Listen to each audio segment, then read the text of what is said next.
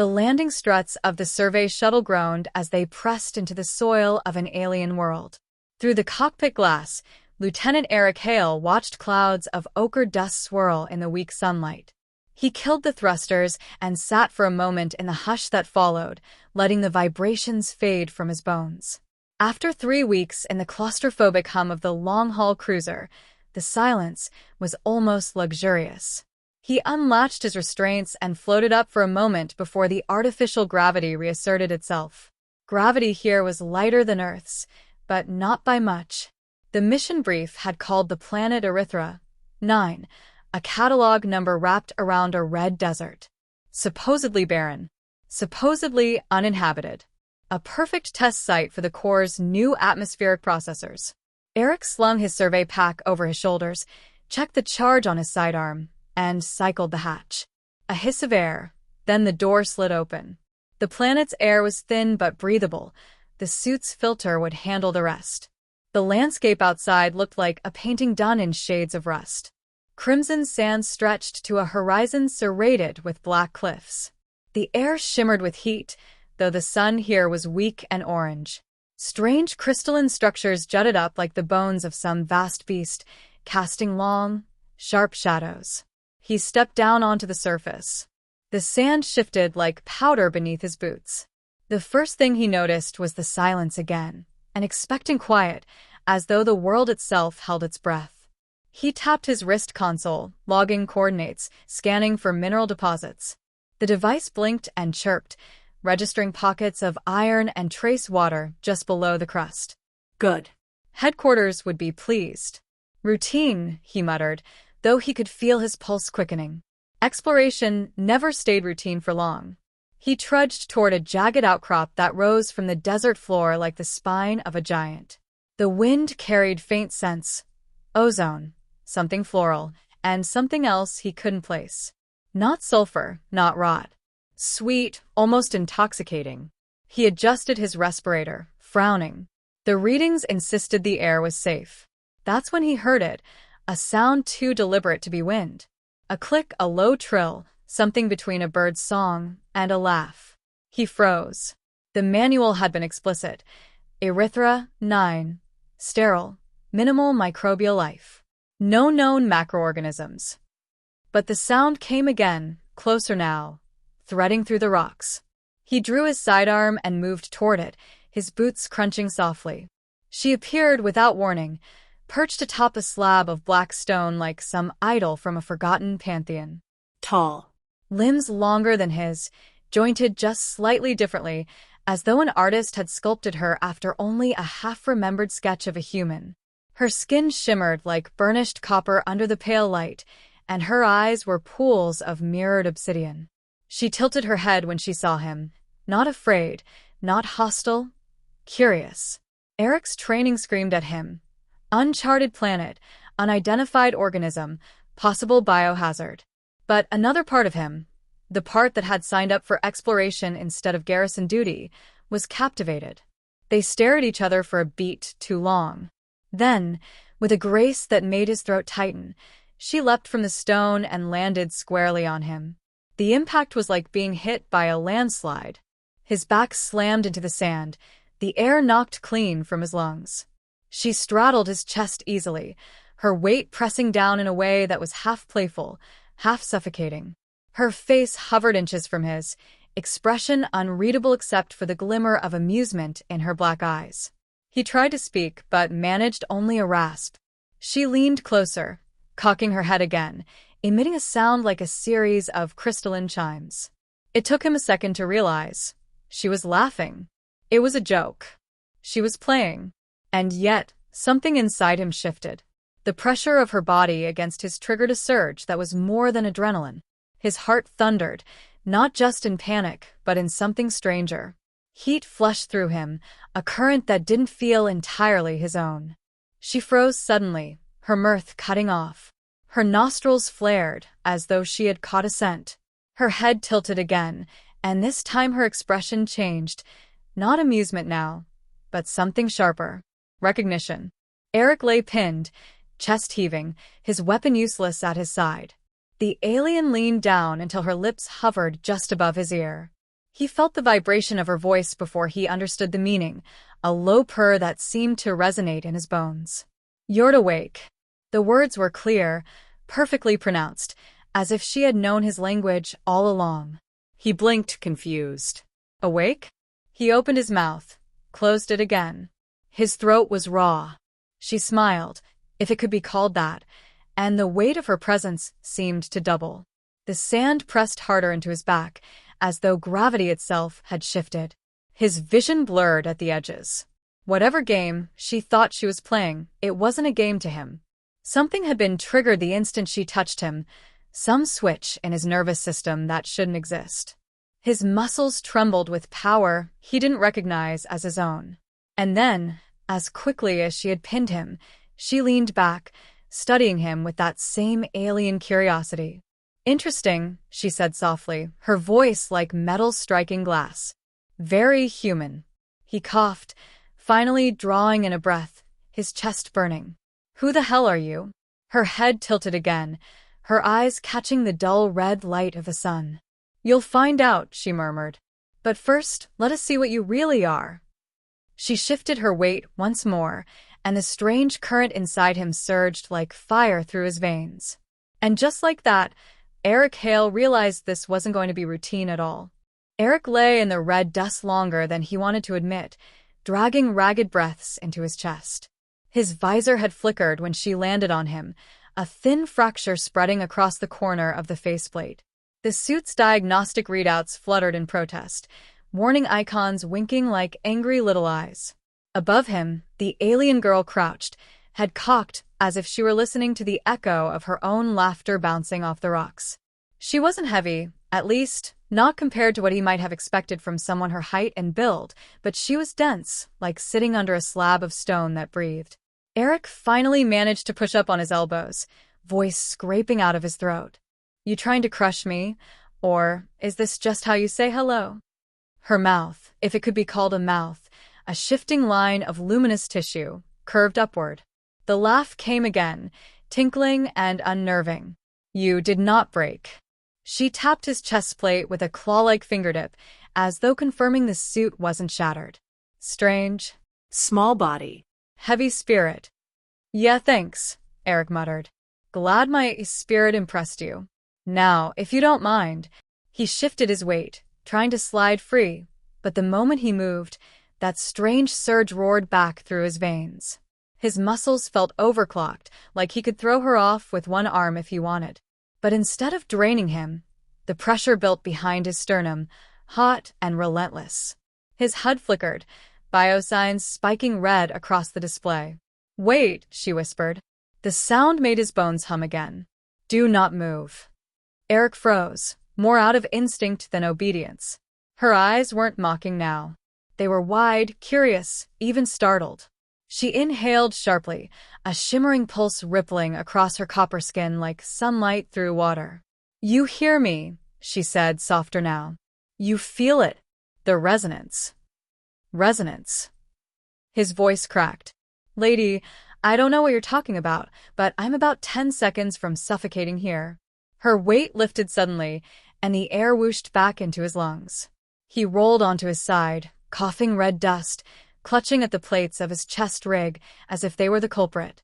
When he looked up, she was crouched a few feet away, watching him with unnerving intensity. The alien tilted her head again, slower this time. "You are not like the others." "Others?" Eric sat up, brushing grit from his gloves. "What others? There's no one here. This rock is dead." She shook her head, and for a moment her features blurred, as if light bent differently around her. He thought he saw ridges under her skin, like armor plates shifting beneath the surface. "Not dead. Sleeping. We wait. We test. We choose." Eric felt a chill that had nothing to do with the thin wind brushing his faceplate. "Test? That was a test? Sitting on me." Her eyes flashed silver. "The weight awakens what is hidden. You carry it." The pressure in his chest flared again, and he staggered to his feet. The ground beneath him vibrated faintly, as though something vast stirred below. He glanced at the scanner on his wrist. The iron signature had spiked into unreadable territory. Static laced across the display until it died with a soft pop. Great. First contact with a new species, and already his only piece of tech was fried. He took a careful step backward. Look, I don't know what you think I've got, but I'm just a surveyor. I collect rocks, I log data, He stopped. The words felt false, even to him. His pulse still thundered, his muscles still buzzed with that alien charge. The girl rose to her full height. She was at least a head taller than him now, her silhouette sharp against the low, orange sky. Your kind were not meant to wake yet. But you did. Because of me. You mean because you jumped on me? He tried to sound annoyed. It came out hoarse, half-shaken. Yes. Her smile widened, this time with a glint of teeth. I pressed. You opened. Now we see. He glanced back toward the shuttle, a silver insect on the red sand. It felt 1,000 miles away. His suit calm crackled, faint voices from the crew bleeding through static. He reached to answer, but she tilted her head again, and the comm died with a hiss, as if her presence alone devoured the signal. Okay, he said, his throat dry. This is officially above my pay grade. She crouched again, this time closer, so close her skin almost brushed his. He could see faint lines etched across her collarbone, glowing in time with his heartbeat. His chest tightened, not with fear now, but with something stranger, a connection that made his skin prickle, like unseen wires running from her to him. Do you feel it? She asked. He swallowed. Yeah. Good. The word was a whisper, but it carried weight, heavier than her body had been when she'd pinned him. A strange realization slid into his mind, unbidden but undeniable. She hadn't just tested his body. She had activated something inside him. Something that was awake now and watching. The wind rose, carrying that intoxicating floral scent until it filled his helmet, filled his lungs, made his thoughts blur and his blood run hotter. He closed his eyes for a moment, fighting the rush of sensation. When he opened them again, she was smiling in that impossible way. The horizon shimmered. The ground pulsed. And deep below, something ancient shifted, as though responding to the two of them locked in this strange, accidental embrace. Eric had come here to test the planet. Instead, the planet and the alien sitting across from him were testing him. And whatever they had awakened inside him wasn't going back to sleep. The red light of Erythra 9 was dimmer now, as if the sun had slipped behind a veil of dust. Eric felt it on his skin even through the suit. The warmth wasn't just heat anymore, it was something deeper, like a vibration humming in his marrow. The alien girl crouched in front of him, eyes reflecting his own image back at him like 2 black mirrors. You woke it, she said again, softer this time, with something like reverence. Her voice was layered, one note riding on another, as if 2 people spoke in unison inside her throat. Eric steadied himself on the rock, forcing a laugh he didn't feel. Yeah, I noticed. Thanks for the heart attack. She blinked slowly, clearly unbothered by his tone. Her head tilted at an angle that looked impossible, vertebrae bending like reeds. Not your heart, your core. One hand pressed lightly against his sternum, and once more that electric warmth spread through him, coiling in his gut. It answers. To me. He swallowed hard. Look, I don't know what you think you just did, but humans don't have some hidden resonance switch. We're just flesh and blood. We're not, he stopped. Because the truth was, he didn't feel just like flesh and blood anymore. Every nerve ending seemed tuned to her touch, humming like a taut wire.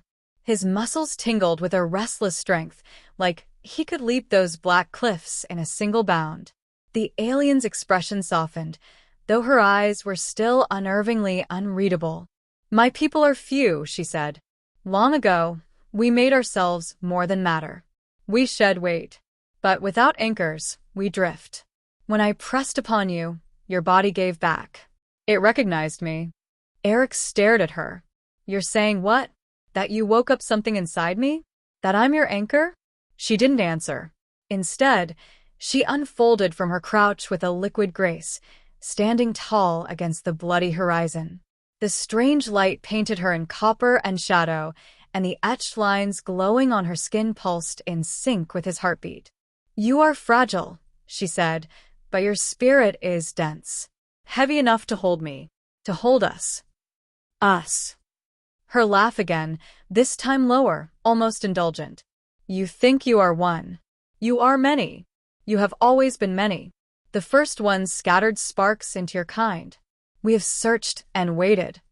She leaned down, close enough that her breath condensed against his visor. "Now one of you burns bright enough to answer."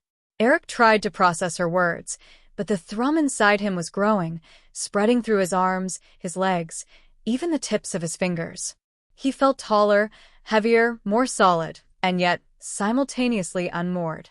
His head spun. "Listen, whatever's happening, I didn't ask for it. I'm not. Choice is an illusion," she said, cutting him off. "Bond is truth. You are not chosen. You are." The weight of her words sank into him with more force than her physical presence had.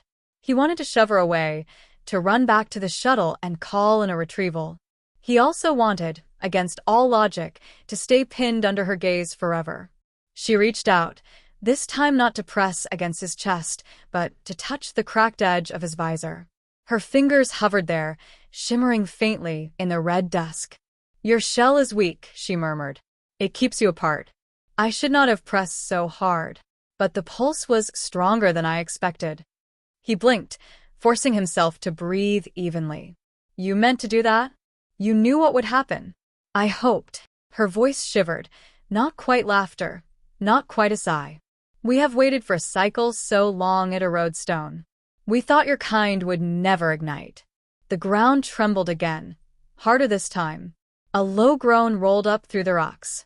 The scanner on Eric's wrist, rebooting itself, flashed a single reading before flickering out. Core instability detected. He looked back at her. "What did you do?" "Not just me," she said. "You. You opened. The world hears you now. It remembers what it was." Behind her, the horizon bulged. What he had thought were ridges shifted, stones splitting like a cracked shell. For a heartbeat, he thought of tectonic plates grinding, but then he saw light seeping through the fractures, not molten rock but a cold, silver glow that pulsed in rhythm with his own heart. The alien turned, her copper skin catching the new light. "It wakes," she whispered. "Because of you." Eric staggered back, half wanting to bolt, half unable to move. His chest still thrummed with that impossible resonance, like an echo chamber for some vast, alien heartbeat that wasn't his own. And in that moment, he realized, whatever game she had started by sitting on him was only the first ripple. The real wave was still rising, deep beneath his boots. The desert trembled, as if the entire planet were drawing a breath. Cracks veined across the black stone ridge, glowing with that same silver pulse Eric felt in his chest. The alien girl, if she could even be called a girl, watched him with an intensity that made the back of his neck prickle. "You feel it," she said again, her voice a layered harmony that vibrated through his bones. "Yeah," he admitted, pressing a gloved hand to his sternum. The pulse beneath his palm wasn't his own. It was deeper, older, resonating like a second heartbeat that belonged to the planet itself. "What the hell did you do to me?" Her expression softened into something almost human, almost tender. She crouched beside him again, her long fingers hovering near his throat, tracing the air as though she could see the rhythm of his blood. "We bind by weight. It is how we test. If the host shatters, it is not the one. If it sings back, it is." Eric blinked through the cracked faceplate. "Host." His voice carried a sharper edge now. "Hold on. I didn't sign up to be anybody's incubator, or whatever the hell you mean." She tilted her head, the movement deliberate this time. "Not incubator. Anchor. The difference is the universe." She tapped her own chest, where the glowing lines converged. "My people are too light. We lose ourselves, drift into the storm until nothing remains. But you." She leaned closer, her skin humming, her breath fogging the glass again. "You carry gravity inside. You tether me." Eric forced himself to stand, legs shaking as if they wanted to sprint and collapse at the same time. "You're saying you're stuck with me now?" "I chose," she said simply. "I sat upon you. You answered." A memory flashed. The moment of impact, her weight pressing down, the sudden flood of heat in his chest. It hadn't just been a prank. It had been ritual. A signal, older than his species' first words. Eric's calm sputtered again. He could hear his commanding officer's voice breaking through, static, fragments of words, status, report, anomaly, before the channel cut to silence. He tried tapping the controls again, but nothing. The alien's presence seemed to eat the transmission like flame consumes paper. "You're blocking me," he said. "I am binding," she corrected. Her black eyes blinked once, slowly. "If I let you speak, the others will come. They will end what has begun. Do you want that?" He wanted to say yes, to be done with this. But the warmth in his chest flared again, a molten cord thrumming through his muscles. It felt good, too good, like standing at the edge of a storm, lightning just beneath his skin, waiting to be released. He realized, dimly, that he was smiling. "What's happening to me?" he asked, his voice low. Her mouth curved into that strange, luminous grin. "You are becoming the first of your kind to remember. The ones who seeded you long ago left fragments, sparks of themselves, buried in your blood. Most fade. Yours burns." She lifted her hand and finally pressed her palm against his chest plate. The HUD blinked alive, then went dark again, as though conceding control. The ground shook harder. From the fractures in the ridge, silver light surged upward like veins of quicksilver. Structures revealed themselves, spires, arches, something between crystal and bone, awakening after eons of silence. Eric staggered, clutching at his chest. His skin prickled, as if every cell was aligning to some alien signal. He could feel her inside him, with him, like two melodies intertwining, resonant and dissonant at once. "This isn't real," he whispered. She leaned so close that her forehead brushed his cracked visor. "It is more real than what you left behind." And then he understood. The joke had been no accident. She had chosen him deliberately. Her people's survival hinged on binding with something solid, something stubborn enough to hold against the pull of whatever force gnawed at their world. She had gambled on him, a lone human surveyor with a half-broken shuttle and a stubborn heart that refused to stop beating even under her crushing weight. A roar split the desert. From the glowing fractures, titanic shapes began to rise, silhouettes etched in silver fire. Not machines, not exactly, something between architecture and organism, like towers of living crystal flexing after a long sleep. "They answer you," she said, voice trembling with awe. "They feel you as I feel you. You woke the anchors of this world." Eric stared, his breath catching again, but this time not from pressure on his chest. The Titans moved with a slow, deliberate grace, their bodies groaning like glaciers shifting. His wrist console sparked uselessly, overwhelmed by the energy saturating the air. "I came here to log mineral density," he said, half laughing, half panicked. "Not to whatever this is." "Then log it," she whispered. "Log the moment your kind became more than wanderers." The largest of the crystalline giants turned its faceted head toward them. Eric felt the resonance in his chest align, like a chord resolving. For the first time since she had appeared, the alien girl looked uncertain. Her black eyes widened, and her luminous skin dimmed. "They will follow you now," she said. "Whether you wish it or not." Eric's throat tightened. He looked toward his shuttle, toward the thin line of atmosphere trembling on the horizon, and then back at her. He should run. He should call for help. He should get off this planet before whatever was under the surface fully woke. But the warmth in his chest pulsed again, and he realized that part of him didn't want to leave. Something deep inside, something older than the core, older than Earth itself, was telling him that he belonged here. That he had been chosen not by chance, but by design. Her hand lingered against his chest for a moment longer, then slipped away. "Do not fear," she said. "You will understand. In time." The ground split wider behind her. The silver light flared, painting the sky in ribbons of living fire. Shapes the size of mountains unfurled like wings. And as the first of the giants pulled itself into the open air, Eric felt the hum inside him surge to a deafening crescendo, as if the entire world was singing through his veins. For the first time since he set foot on Erythra 9, he realized he might not be leaving. And the most unsettling part wasn't the thought of being trapped here with her. It was the thought that maybe, just maybe, he didn't want to leave at all.